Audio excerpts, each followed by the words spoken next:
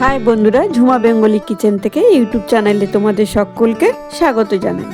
আজ তোমাদের কাছে শেয়ার করতে চলেছি কাঁচা কলার কোপ্তা কারি। এই কাঁচা কলার কোপ্তা কারি অনেকেই তো অনেক রকমভাবে রান্না করে খেয়েছো, তবে এইভাবে একদিন রান্না করে খেয়ে দেখো, খেতে কিন্তু খুবই অসাধারণ লাগে।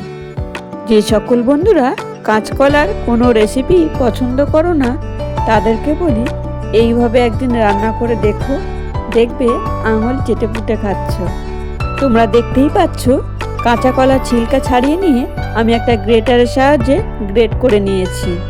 আর এখন দেখো লবণ, হলুদ, জিরে গুঁড়ো, সামান্য একটু চিনি আর 1 চামচ ময়দা, কাঁচা লঙ্কা, কেটে রাখা পেঁয়াজ এইসব দিয়ে বেশ ভালো করে মেখে নেব।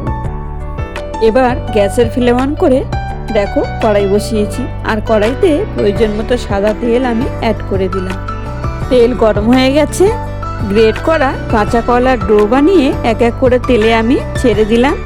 আর এখন উল্টে পাল্টিয়ে বেশ ভালোভাবে লাল লাল করে ভেজে তুলে নেব।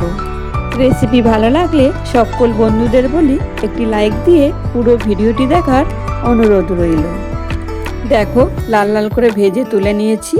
বাকি গ্রেট করা কাঁচা কলাগুলো এইভাবে ডো বানিয়ে আবারও ভেজে তুলে নেব। আজকের আমার এই কাঁচা কলার রেসিপি কিন্তু খুবই সহজ উপায়ে আর খুব চটজলদি রান্নাটা হয়ে যায়।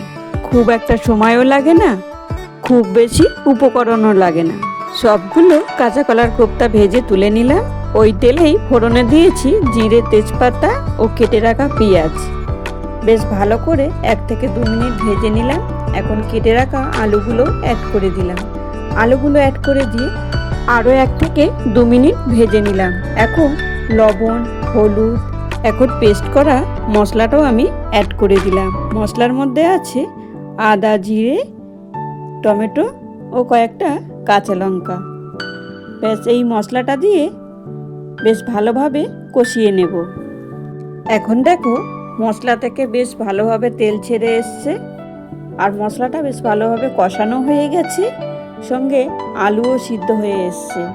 আর এই সময় কেটে রাখা ধনেপাতা আমি অ্যাড করে দিলাম। ধনেপাতা অ্যাড করে দিয়ে বেশ ভালোভাবে আবারও নেড়ে চেড়ে আরও একটু মশলাটা কষিয়ে নেব। 1 থেকে 1.5 মিনিট কষিয়ে নিলাম। আজকের আমার এই রেসিপি যদি তোমাদের ভালো লাগে তাহলে কিন্তু একটি লাইক, কমেন্ট, শেয়ার করতে ভুলো না। দেখো মশলা বেশ ভালোভাবেই কষানো হয়ে গেছে, আর এই সময় আমি জল অ্যাড করে দিলাম। জলটা তোমরা তোমাদের প্রয়োজন মতো দিও, ঠিক যেমনটা ঝোল রাখবে ঠিক তেমনটাই জল দেবে। আমি এখানে মাখো মাখো টাইপের রাখবো, তার জন্য আমি জলটা কমিয়ে দিয়েছি। এখন দেখো ঝোল ফুটে গেছে আর আলুও সিদ্ধ হয়ে গেছে, ঝোলটাও একটু কমে এসছে। আর এই সময় ভেজে রাখা কাঁচকলার কোপ্তাগুলো অ্যাড করে দিলাম। এবার গ্যাসের ফ্লেম লো টু মিডিয়ামে রেখে আরও 2 থেকে 3 মিনিট আমি তরকারিটা ফুটিয়ে নেব।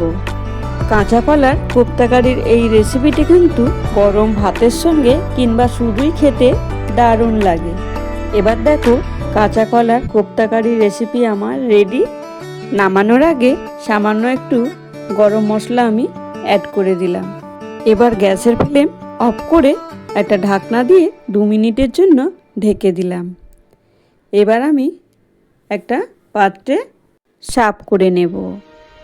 আজকের রেসিপি তোমাদের কেমন লাগলো একটা কমেন্ট বক্সে কমেন্ট করে জানিও। ভিডিওটা এখানেই শেষ করলাম। ফিরে আসছি আবারও এক রেসিপি নিয়ে।